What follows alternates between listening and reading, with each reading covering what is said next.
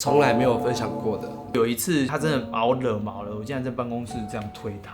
他是瘦小的人，然后我推他，他就跌倒，我就突然觉得哇，我真的是太不成熟了。怎么有一段时间他好像都没有动静，就都没有翻身，也没有什么的。然后他就过去看一下，才发现他已经昏迷了。他也算是你的家人，对家人生命中蛮重要的一个人。好，然后接下来我就要讲很玄的事情了。时间点是落在头七过后，那一次真的是觉得哇，超悬。按订阅不用钱哦。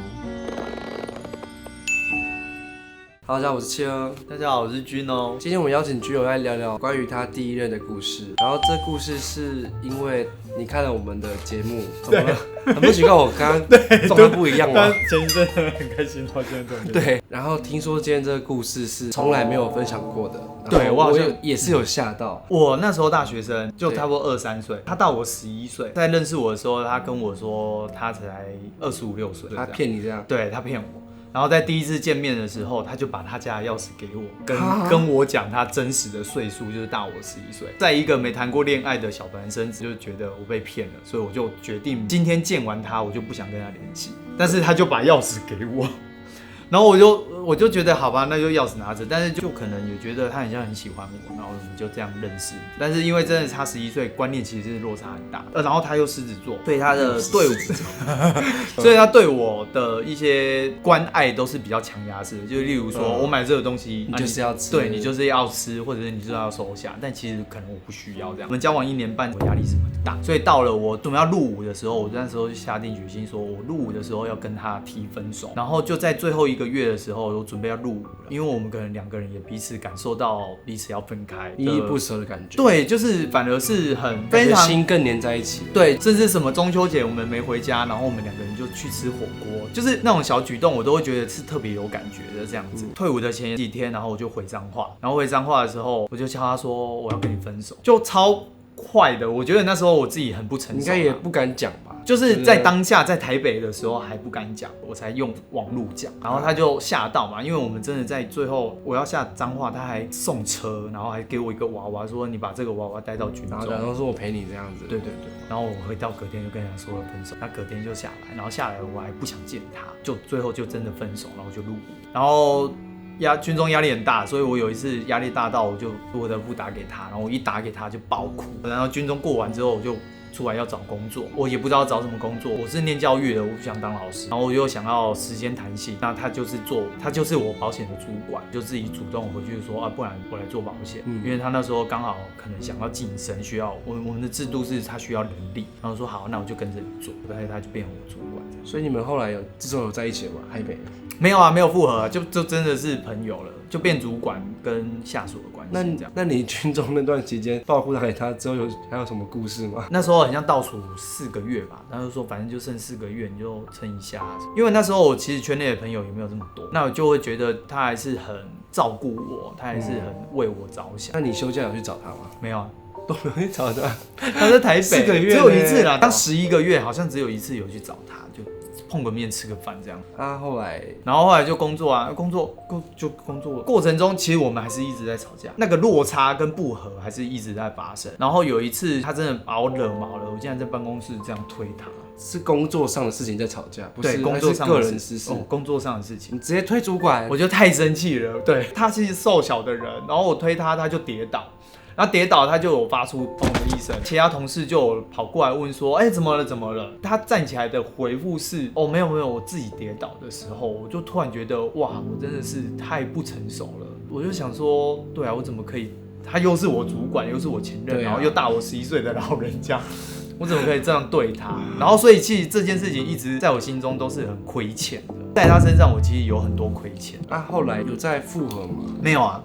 都没再复合，他就变我主管啊，也没有在任何感情。对啊，我有感情的问题，我就会跟他聊啊。所以你有在教下一任？对，我过来工作就有第2任了，然后他也都认识啊。后来想到这个，就我去当兵之后，他可能真的太受伤了，所以他其实一直都没有交一个明确的，就是可能有找个伴一起过生活，但是就是没有跟他说我不在日子。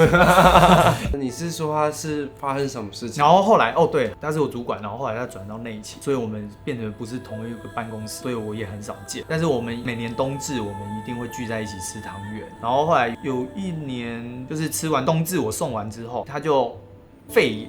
我不是会每天跟他联络的人，就是好一阵子才会联系。他还健康的时候，他就敲我说，他想要买一双鞋的，然后问我可不可以帮忙买。我就说好，我会帮忙。然后就隔一阵子，他都没有给我一个确定到底要不要买的答复，我就受不了，我就打给他，声音接起来就非常虚弱。他就说不用，现在不需要这双鞋。那个虚弱的声音让我会感受到说，原本228连假要下垦丁跟冲浪，他太虚弱了。我就在挂完电话，我就在想说，我要下去冲浪吗？因为那个声音真的是虚弱到让我真的觉得太奇怪了，怎么会这么虚弱？我就跟他说，你有没有人照顾？他就说有，他有找他同事。如果没人照顾，我是可以过去照顾你的哦。他就说不用，然后我就说好，然后挂完电话，然后隔天我就还是下去冲浪，冲完2天，然后第3天回来的途中，我就接到他同事的电话，一个女生，然后他就说走了。对我来讲，就是我本来以为他就是一个感冒，但是下一通跟他联系到的却是他说他走了。然后我就在车上也是愣住，他说走了，为什么这么突然？怎么会走了？同事就说，因为他其实是感冒变成肺炎，他的倔强个性又不去看医生，所以他就只是请同事来他家，就是顾在他旁边而已。就同事就说，怎么有一段时间他好像都没有动静，就都没有翻身，也没有什么的。然后他就过去看一下，才发现，他已经昏迷了，所以他就赶快大叫救护车。然后后来送到医院的时候，其实他有恢复心跳，但是可能昏迷时间太久，所以他其实是脑死的状态。那可能救起来也是植物人，所以到最后就决定说不急救，就是让他这样走掉。所以这段感情，你当兵的前就跟他交往，然后当兵后就是他就是还是在我生命中。对，这样前前后后有多久啊？1年半在家工作，大概也有7年吧，对，大概8年。你们交往在一起差不多1年，然后有6年时间就是互相陪伴这样。我有我的另外一半，但他还是我的主管，就是还是会每天见面这样。后来就是丧事，因为他还算年轻，就是白发人送黑发人嘛，所以他其实就是从简。我原本那一年的3月是要家族旅游的，就全家人去日本出国的，但是因为发生了这件事情，我就跟我家人说，我一定要送完他最后一程，我再飞过去。所以我就变成我姐先带我爸妈过去，然后我就下高雄处理他的后事。然后他的后事也非常快，就是从他走掉到入到那个灵骨塔，火化到那个纳塔，这样才5天。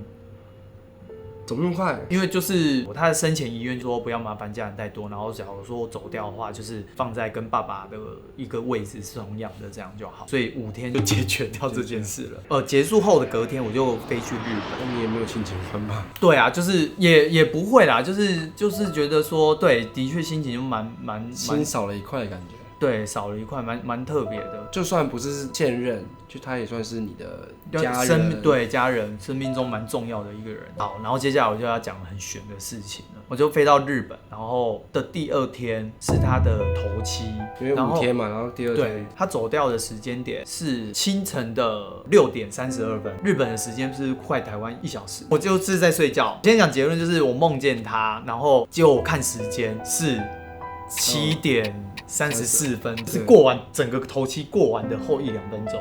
所以我是在他头七的最后一刻梦见他。你怎么知道那个时间？就是我醒来刚好看我的手机时间，是他头七走完，然后过了几分钟这样。我以前真的都不相信托梦，人家讲托梦什么的，我就觉得听听而已。但是在他那个事件，就是我梦到的场景是我在火车月台。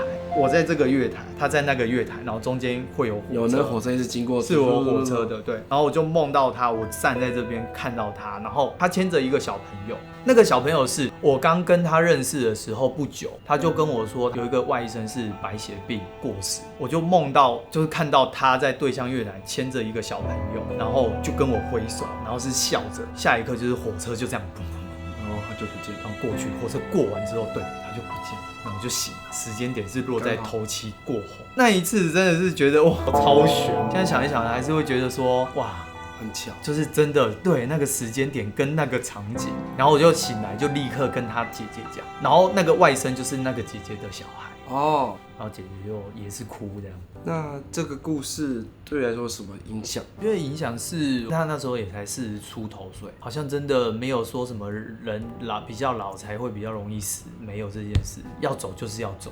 我也这样觉得。我现在对于生命也是一种比较，人家说豁达，但是我自己个人就觉得还好。就像之前我家地震，因为我家蛮高的嘛，然后人家不是会想要怎么跑啊，我就想说我这边坐着，然后就让它晃。反正会死就是会死啊，我就无所谓。我地震也会这样。但是如果比较正向看待，就是真的要把握你想做的事情。我真的因为这个事件，对于想做的事情，我会更积极的去做。对，因为你真的会有一种不知道什么时候他怎么了，或者你怎么了，就是把握当下，珍惜身边的朋友。因为生死对于其他人来说可能就是害怕吧，但是对我来说就只是人生中可能一个历练，然后时间到了就换个方式去体验而已，所以我就也不会特别说啊我怎么办，我现在怎么办那种感觉，不要慌张。看到朋友或者是身边的家人走了，然后就是会有一种好，他走了。有啊，我懂这种感觉，真的不知道怎么说就像我这生中对我最重要的人就是我奶奶，因为她现在蛮年长，已经快90，然后我也都是一直在这个心情，已经持续蛮久了。从我前任到现在，所以我阿妈现在也很健康啊。我阿嬷也很健康，我外婆也很健康，她也是90几，她就是重听。然后我觉得有的时候你会觉得很神奇，就是你都会看到日渐消瘦，然后身体机能好像在退化，但是你就会心中想说，为什么你都没有死？那我想问你现在对于奶奶，你现在是担心她会突然走掉，还是说想要多陪她多一点？想要多陪她多一点，只是感觉不太一样，面对事情的感觉啊。